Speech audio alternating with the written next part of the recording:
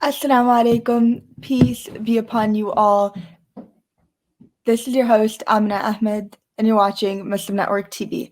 Welcome back to another episode of NextGen, where we speak about the issues that we are facing in our world today. You're watching us on Galaxy 19 satellite, MuslimNetwork.tv, Amazon Fire TV, Roku, and soon on Apple TV as well. Now, today on Next Gen, we'll be speaking about the Shincheonji Church and how that whole group and church was blamed for the outbreak of COVID-19 in South Korea. With us today, we have Michelle Lee, a community activist and a member of this church as well, to tell us about the situation there, right? Being called a cult is completely different than being blamed for an entire outbreak. That is absolutely insane. Tell us about the history of this church before we get into COVID-19 and the current issue as well. Yes, so Shincheonji was started and established in 1984 in South Korea, but it is actually a very diverse ministry and diverse group that has now expanded to several different countries internationally, and it is not only for those who are Korean or Korean American, but very diverse in terms of language, culture, ethnicity, and backgrounds. Because it is a relatively new church and new denomination and religious movement, especially in South Korea, where there's a heavy presence of already powerful Protestant and Presbyterian churches. With the rising popularity of Shincheonji for its clear Bible studies and its emphasis on volunteerism being a light to the community, it has received a lot of criticism unfairly and undue from other churches and from other denominations that are worried about losing their congregation size, and about the rapid decline of mainstream Christianity, especially in the Republic of South Korea.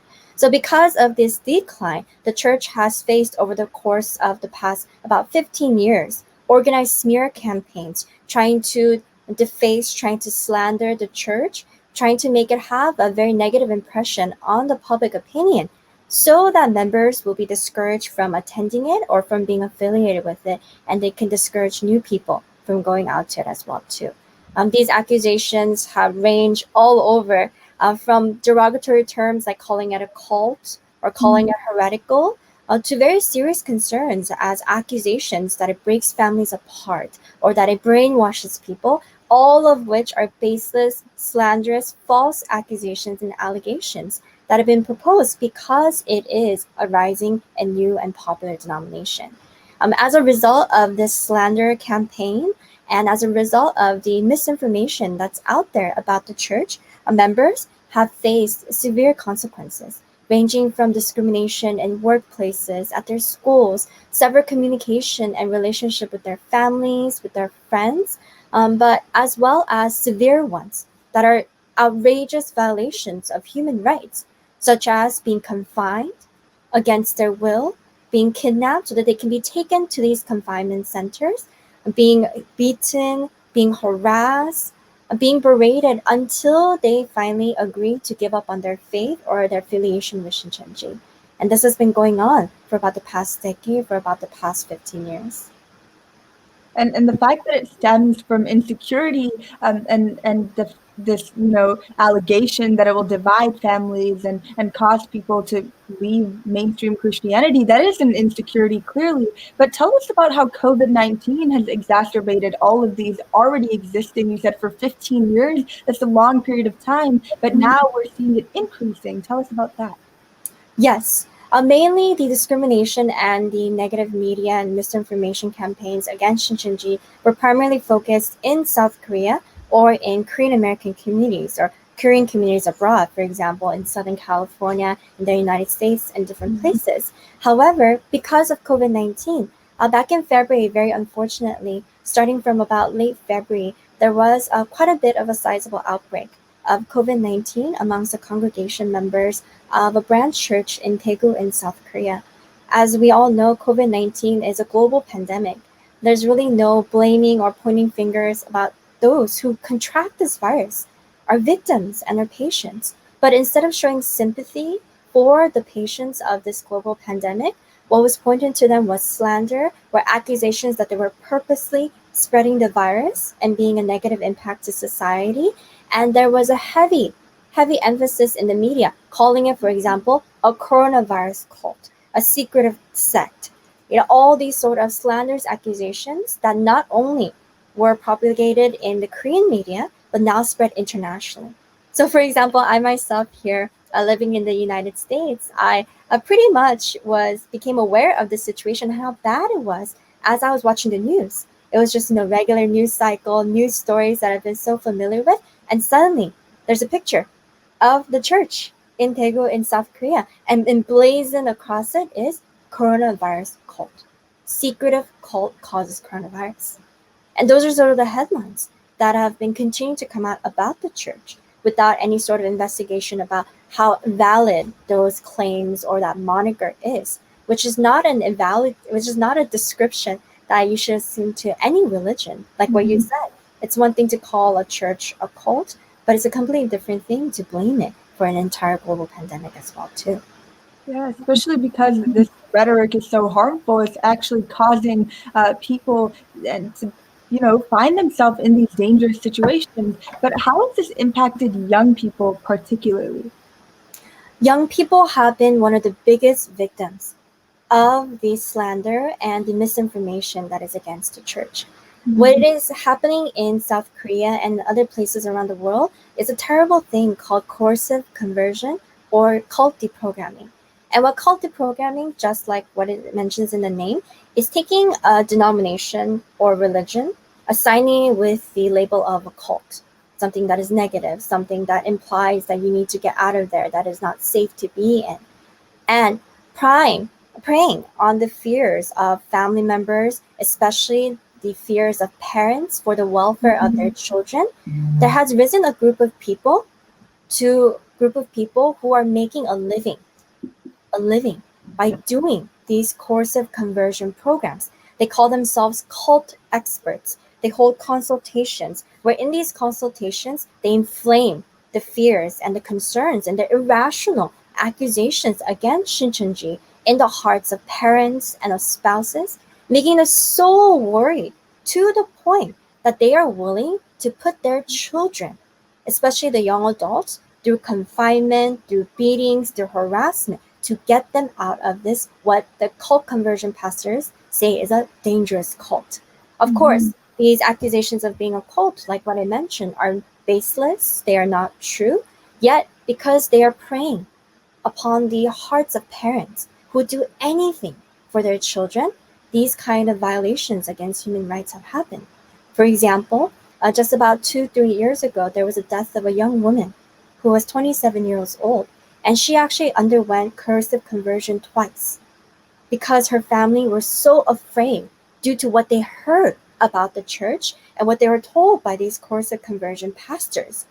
These false accusations against Shincheonji, that she was confined in a monastery for 40 days on the first, and on the second time, as she was screaming for help, she actually died of suffocation. And this is not just one person's story, but this is something that has happened to hundreds and thousands of people to various degrees as well too. It's clearly essential to learn about this because it's taking the lives of so many. I want to talk about how this has impacted you personally, being a member of this community, being a minority. Has it impacted you also because you are from the diaspora? I know that there must be some difference between those in the community from South Korea and then those here in the diaspora. Tell us about that. Yes, for myself, I'm very fortunate that my family has been supportive of my faith and my freedom to choose the religion that I want to practice. But for me, I am.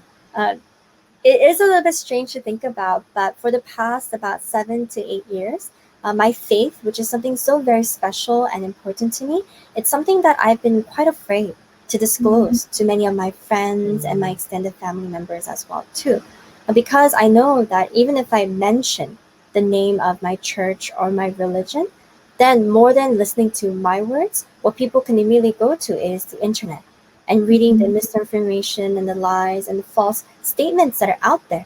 And that will color the perspective into them thinking, oh, Michelle's in a dangerous cult, or she's been brainwashed, or she's a slave to something, all these terrible, accusations as well too. Also, I have had, once my affiliation is disclosed, random strangers actually come up to me and say to me things like, how many people have you dragged to hell because of your affiliation? Which, as a religious person, is quite jarring, quite offensive. And it's not something that I would ever say to anyone. But these people, without even knowing anything of what I have done, of who I am, even my name, they have the audacity to come up and say to me because of their already color perspective of Shincheonji. Yeah. And the reality is the media is playing into all of this and perpetrating these negative, dangerous, and harmful perceptions of this church. And we'll be speaking about the role of the media more right after our short break. You're watching us on Galaxy 19 Satellite, MuslimNetwork.tv, Amazon Fire TV, and Roku. We're here with Michelle, and we'll be right back after our short break.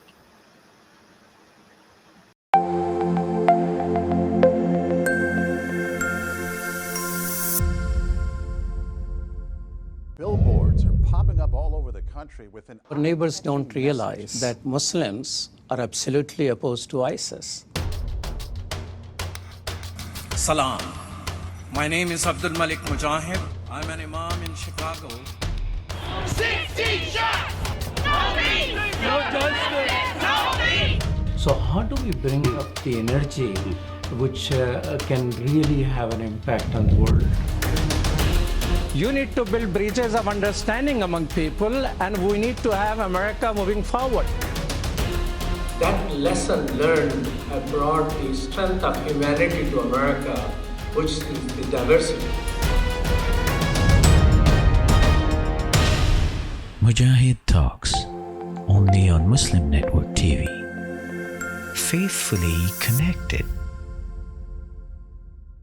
To NextGen, I'm here with Michelle Lee speaking about the conversions, the forced conversions, the persecution, as well as the rampant discrimination her church is facing. Michelle, you were telling us about the media and their role in perpetrating all of this. Tell us about that and how the media has been effective in doing this as well. The media has played, I think, a great role in exacerbating the discrimination and the undue treatment against members affiliated with the church. For example, if you take the news to be a credible and authoritative source of the condition of things, especially about a church that you may never have heard of before watching it on the news, then whatever the news gives you, whatever description, whatever statements are presented in that media and the news, then many people will take it to be authoritative and take it to be true.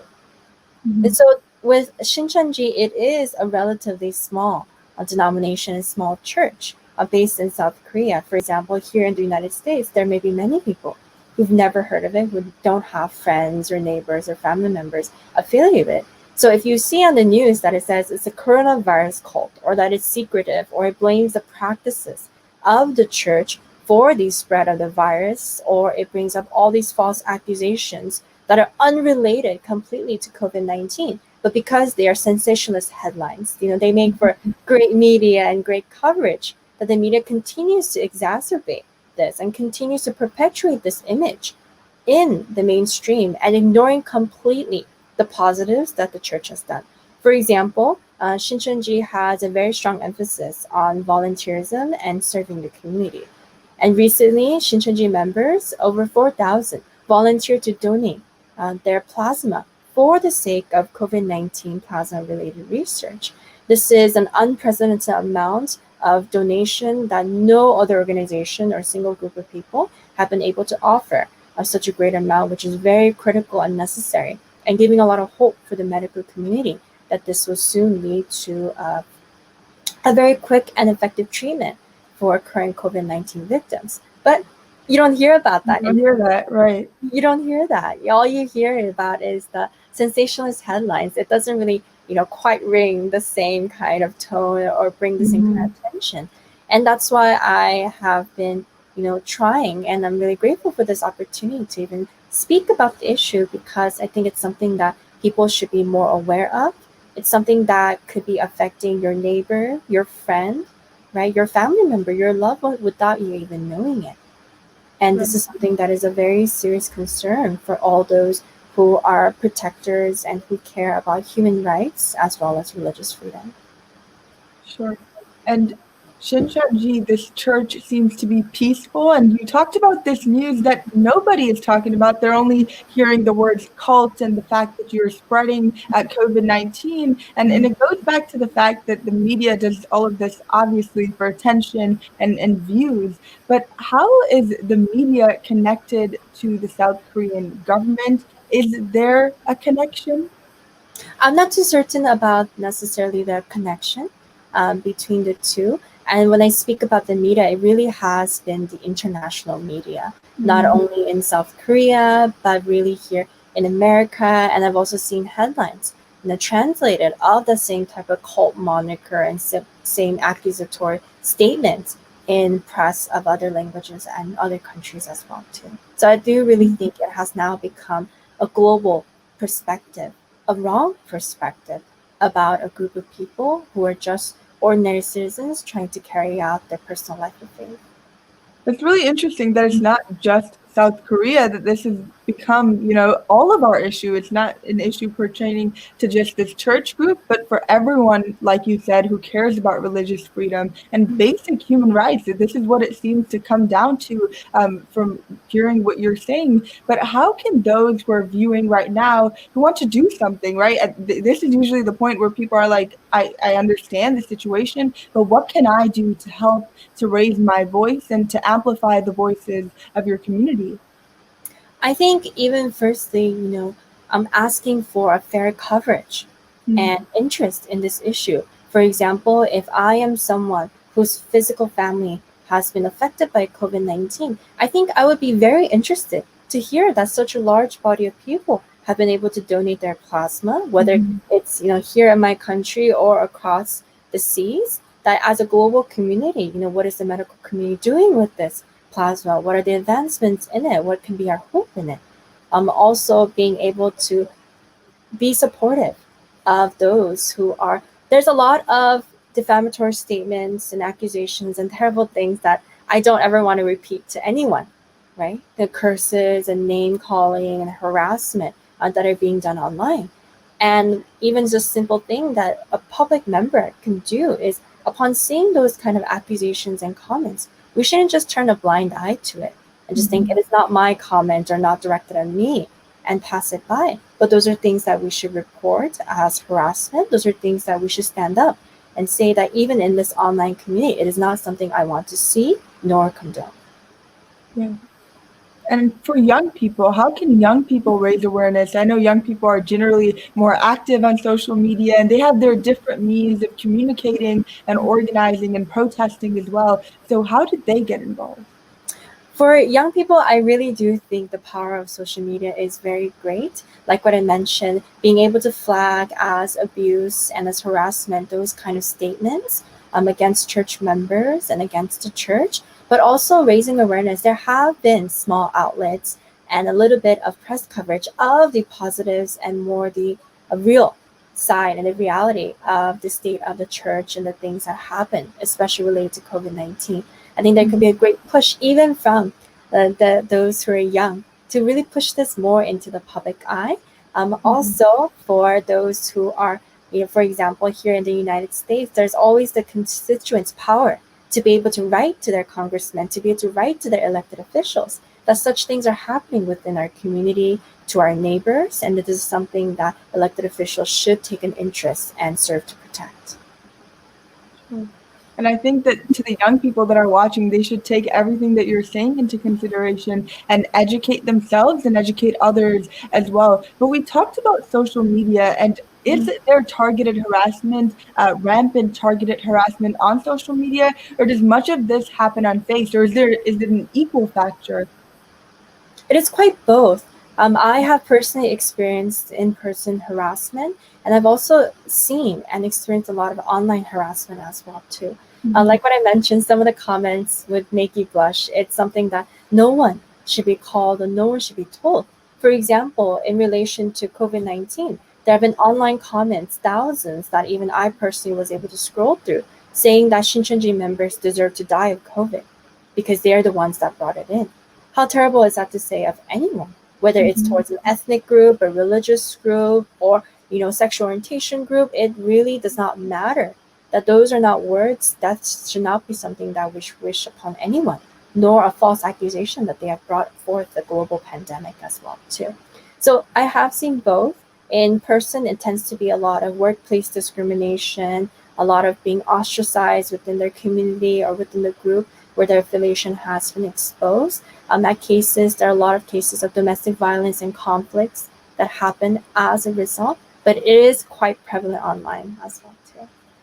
Michelle, why do you think so many people are not informed about who Shincheonji is? And if they are informed, it's always the negatives. Why is it that, there hasn't been enough coverage and people do not know? I think it is because although Shincheonji has faced discrimination and harassment for about the past decade to 15 years, for the main part, our attitude towards those that slander and those that falsely accuse has been of love and forgiveness. Mhm. That they, misunderstand that these are things that can be cleared up. That as long as we do what is right and what is good for society, that our bright actions will really show the truth of things. There hasn't been, much in a sense like pushback Mm. because of this heart of love and forgiveness. But also, it is a relatively small congregation Mm. size compared to the global community and compared to the mainstream Protestant and Presbyterian churches. But I'm after being called, globally a coronavirus cult, I hope that this does become, although a very unfortunate situation, a way that people can be more aware and not just think of this as something that's happening abroad in a small country, in the East Asia, but really think about the fact that globally, internationally, there are Shincheonji affiliate members. Their family members will also be affected if the members get harassed, and even if it is a particular country or a particular group of people, just as a global community, this is something that we should all care about. Yeah. Thank you so much, Michelle, for informing us about the situation. Many of our viewers may not have been familiar with this group. But before we do end here, I want to get your final message. It seems like your community is one of love and hope. Just the fact that in the beginning, so many didn't even push back to those who reached them and approached them with only hate. I want to hear your final message of hope to our audience. I would just like to say I'm really grateful in a sense for the internet because through the internet, the global community is able to be connected. Although it has been a small number, I have been able to receive, positive remarks and messages of love and support, especially from our interfaith community, those of other religions or those who have also faced similar instances in history of discrimination and persecution as well too. I'd just like to say that we have a great amount of hope because, in terms of people's perspective and discrimination and hate, those are things that we can address from starting from ourselves, our community, our local cities, and now globally, being able to reach out through the internet as well too. So even this opportunity, the fact that I'm able to speak with you and your network about this, I think is a small glimpse of that kind of hope that we can long for. Thank you so much, Michelle, for coming on our show, for informing us about the situation. I think so many people are going to leave today listening and hopefully feel educated and empowered enough to go out and educate other people. I think you did a wonderful job at informing us on your community. And thank you so much to our audience for watching, and we'll be back next week with another episode. Assalamu alaikum. Peace be upon you all.